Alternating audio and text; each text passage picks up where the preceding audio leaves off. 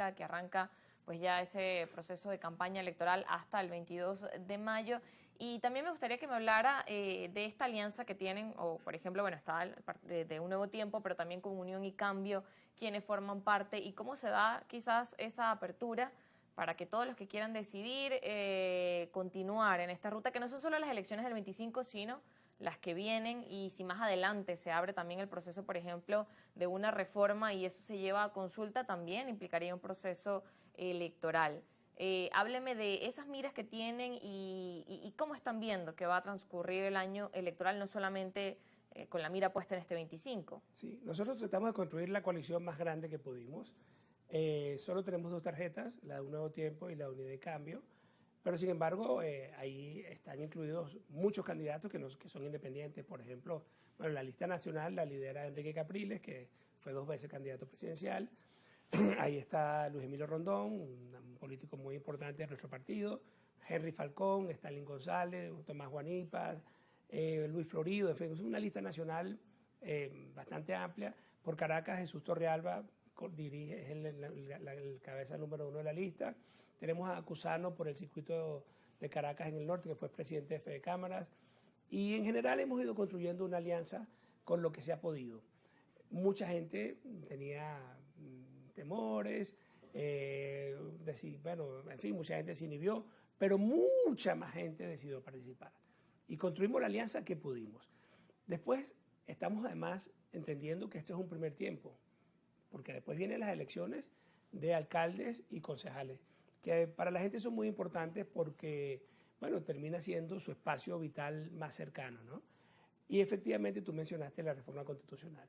Para nosotros sería muy grave, imagínate tú este escenario, que decidiéramos todos no participar en estas elecciones de la Asamblea Nacional y que en julio del año 26 se esté discutiendo una reforma constitucional en donde no haya ninguna expresión de disidencia, donde estos señores decidan hacer la constitución que quieren.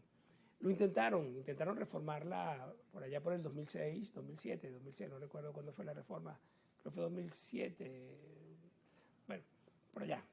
No recuerdo tampoco la fecha 2006, exacta. 2007, pero bueno, nosotros hicimos una enorme campaña y logramos en ese momento preservar la Constitución que Chávez había propuesto en el año 99 y la aprobó, que después él quiso cambiar y nosotros decidimos que no estábamos de acuerdo con los cambios que proponían porque prefiguraba un modelo más autoritario y resulta que esa es la constitución más democrática del mundo. Fue votada por el gobierno y después fue refrendada por la oposición.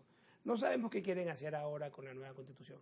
Si quieren hablar de un Estado comunal, no sabemos qué significa el Estado comunal, en dónde quedan las alcaldías como poderes cercanos, dónde quedan los concejales, en dónde quedan, en fin, hay un modelo que nosotros no sabemos. Hasta ahora lo que se ha salido de la opinión pública son como rumores, pero no hay nada concreto. No hay un documento No todavía hay que un puedas documento, pero revisar y saber. lo que sí es cierto es que nosotros vamos a colocar en esa reforma nuestra voz. Imagínate lo que te decía, si en el 2025, entonces, 2026, en julio del 2026, pues estos señores se reúnen a hacer su constitución sin nosotros, sin que la mayoría del país, porque nosotros hoy representamos la mayoría del país, eso es muy importante decirlo, se exprese.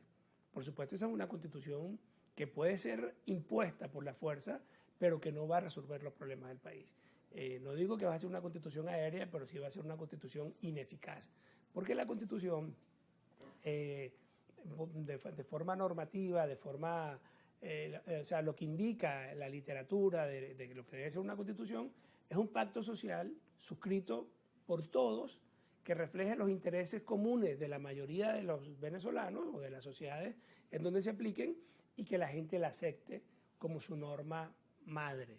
Entonces, para una constitución que es impuesta a una parte del país no es aceptada por todos. Eso hay que evitarlo. Y bueno, nosotros creemos que la forma de evitarlo es precisamente construyendo una alianza social importante, pero también, hay que decirlo, hablando con los señores que la están proponiendo. Decirle, ¿por qué tú quieres proponer algo que parezca a Corea del Norte o a Nicaragua? O sea, ¿qué ganamos con eso? ¿Qué hace? ¿Eso hace al país mejor o lo hace peor? Bueno, mucha gente piensa que ahí no hay nada que hacer, que ya ellos tomaron su decisión. Nosotros preferimos pensar que la política no es la suma de 2 más 2 es 4. La política es una relación muy dinámica y en donde de pronto nosotros podemos llegar a unos mínimos comunes civilizatorios sobre ese aspecto y sobre otros aspectos. El modelo económico, el modelo educativo, cómo hacemos para que nuestros hijos regresen. Tantas áreas que necesitan realmente atención. Claro, sin hablar de cosas tan básicas como el agua o la electricidad, que digamos que eso es un tema casi que de ingenieros. Hay que colocar un tubo, pero hay otros temas que son más complejos. El modelo educativo, cómo hacemos nosotros para insertarnos en este mundo de la inteligencia artificial, de la robótica, de la nanotecnología, en fin.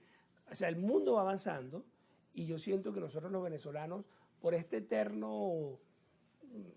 Claro, seguimos estancados en unos conflictos. Seguimos, sí, en unos conflictos que, bueno, yo tengo oponiéndome a este modelo 24, 25 años. Y ya yo tengo 56 años, imagínate tú. O sea, desde que recuerdo estoy discutiendo con estos señores. Por eso nadie me va a decir traidor, porque todo el mundo sabe quién es quién. Y nosotros estuvimos en la Asamblea del 2015 y subimos lo que pasó y cuando hubo agresiones, hubo intentos de cosas y bueno, y seguimos siendo los mismos, con unos principios.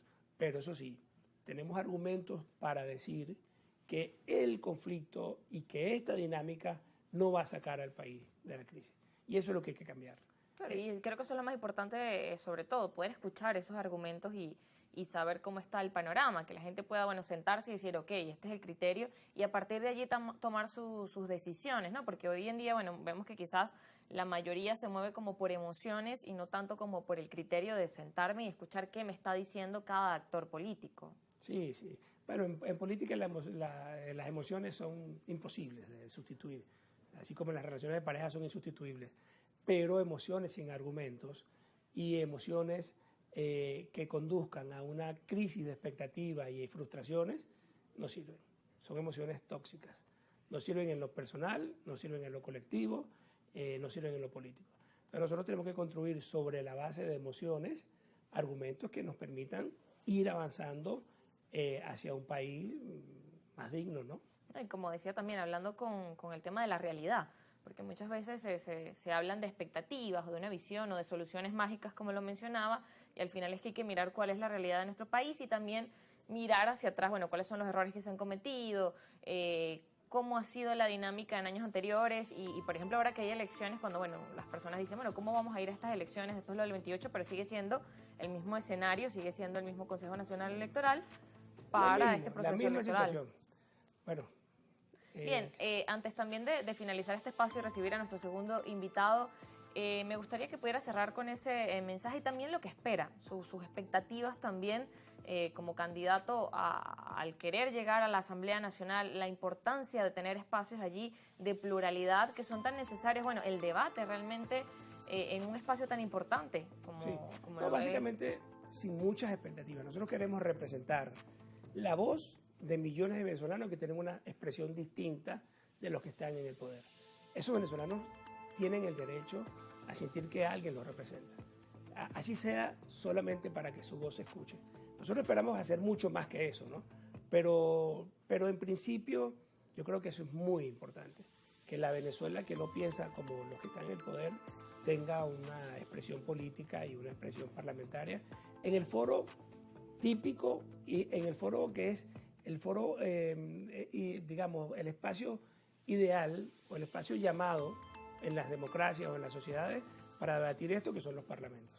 Bien, antes de despedir me quedaba una última pregunta y es también cuando hablamos del tema de cómo está la oposición, el tema de la unidad, de conciliación, cómo también se ve, por ejemplo, en este caso desde Un Nuevo Tiempo y desde la tarjeta de Unión y Cambio, hay conversaciones con los otros partidos de oposición, de la Alianza Democrática, de los otros partidos independientes también, que han formado otras alianzas o que también están participando en este proceso electoral. Ha sido complejo. Pero, por ejemplo, nosotros en Margarita estamos apoyando a Morel como candidato a gobernador y lo apoyan todos.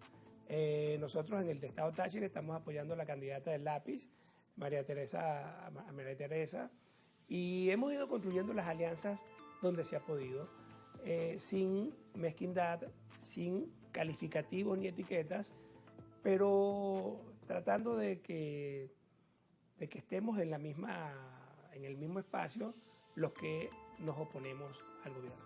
Claro, O con la sea, disposición también de sí, conversar. pero a mí me parece, claro, sí, pero tú ves lo que ha pasado en estos años. ¿Cuánta gente se ha opuesto a lo que ocurre en la Asamblea Nacional? ¿Cuánta gente aplaude los chistes malos de Jorge Rodríguez como que si fuese una cosa del otro mundo? Es decir, digamos, el país sabe qué hace cada quien y nosotros tratamos de mantenernos unidos, los que pensamos más o menos igual. Claro, en aquel lugar hay personas muy respetables. Yo respeto mucho, por ejemplo, al profesor Ricardo Ríos, un matemático, a Bruno Gallo, respeto sus posiciones, converso con ellos permanentemente, pero hay otros compañeros que uno no sabe si son más amigos de Jorge Rodríguez que de la oposición. Bien, gracias por acompañarnos, Carlos Valero, dirigente de Un Nuevo Tiempo, y quienes también